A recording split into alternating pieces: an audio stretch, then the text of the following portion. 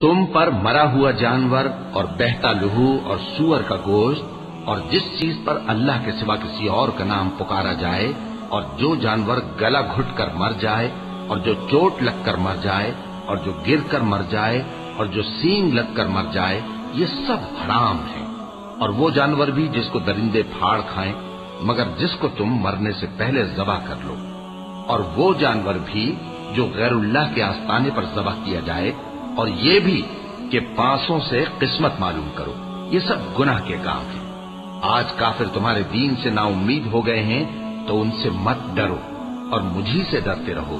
آج میں نے تمہارے لیے تمہارا دین کامل کر دیا ہے اور اپنی نعمتیں تم پر پوری کر دی اور تمہارے لیے اسلام کو بطور دین پسند کر لیا۔ ہاں، جو شخص بھوک میں ناچار ہو جائے